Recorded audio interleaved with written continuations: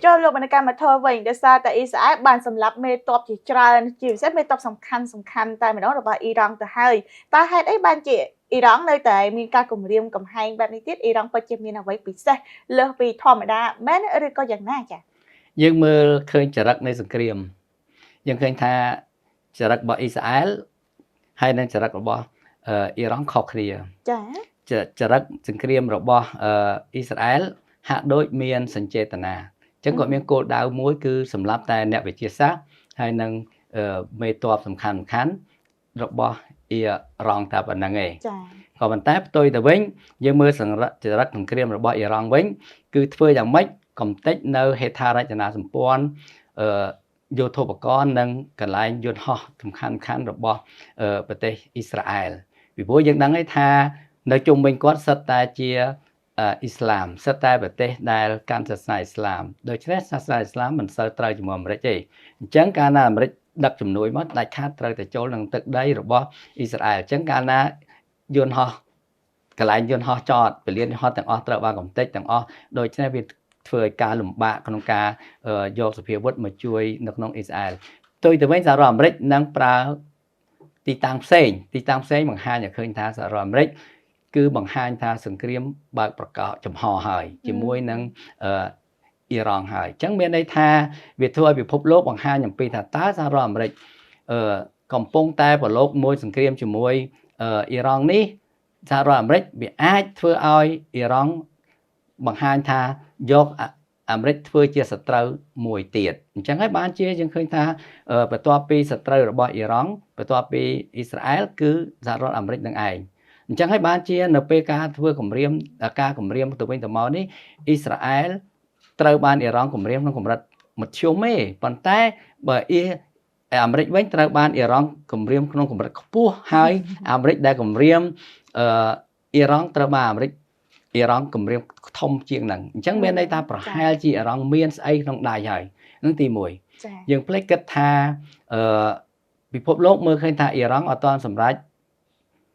ក្បាលមីស៊ីលដែលបំពាក់ទៅដោយនុយក្លេអ៊ែរទេក៏ប៉ុន្តែយើងអត់ទាន់ដឹងថាតើសត្រូវរបស់អាមេរិកឬសត្រូវរបស់អ៊ីរ៉ង់នេះគេបើកបៀឲ្យអាមេរិកមើលទេគេបើកបៀឲ្យអ៊ីស្រាអែលមើលទេគេមិនបើកបៀឲ្យមើលថាគេមានអីក្នុងដៃរបស់គេទេដូច្នេះការប៉ាន់ស្មានរបស់អ្នកស្រាវជ្រាវគ្រាន់តែជាការវិភាគការប៉ាន់ស្មានប៉ុណ្ណឹងទេណាវិញយើងមើលវិញទៀតយើងឃើញថាអីរយៈពេលតាំងពីឆ្នាំ2003រហូតមកដល់ឆ្នាំ2025នេះជាង20ឆ្នាំនេះយើងឃើញថាប្រហែលជាអ៊ីរ៉ង់នឹងមានស្អីក្នុងដៃហើយទើបកំញាំងដល់ថ្នាក់នេះទី1ទី2ទៀតយើងឃើញថា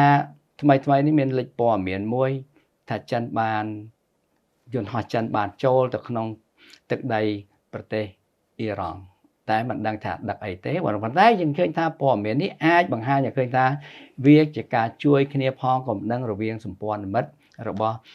អ៊ីរ៉ង់ហ្នឹងគឺរុស្ស៊ីនិងចិននឹងឯងពីព្រោះអីសម្រាប់ប្រទេសចិនគឺអ៊ីរ៉ង់ហ្នឹងសំខាន់ណាស់ពីព្រោះបើគ្មានអ៊ីរ៉ង់ទេគឺឥទ្ធិពលចិននៅក្នុងតំបន់នឹងអត់មានទេពីព្រោះអ៊ីរ៉ង់នឹងហើយដែលធ្វើឲ្យចិនមានភាពរឹងមាំនៅក្នុងសមុទ្រក្រហមនិងបណ្ដារដ្ឋជុំវិញសមុទ្រក្រហមអញ្ចឹងដាច់ខាត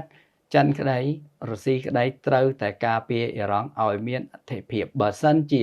អ៊ីស្រាអែលរំលាយអ៊ីរ៉ង់បានឬក៏បដូររបបនៃអ៊ីរ៉ង់បានមានន័យថាអ៊ីរ៉ង់ក្លាយទៅជាសម្ព័ន្ធមិត្តរបស់អ៊ីស្រាអែល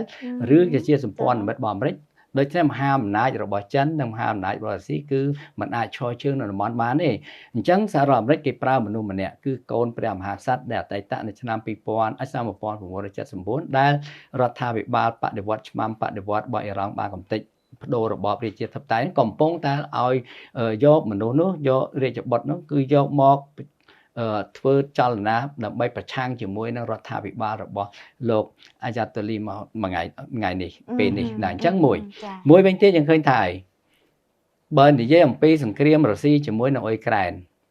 អ្នកដែលជួយរុស្ស៊ីមែនទែនគឺប្រទេសអ៊ីរ៉ង់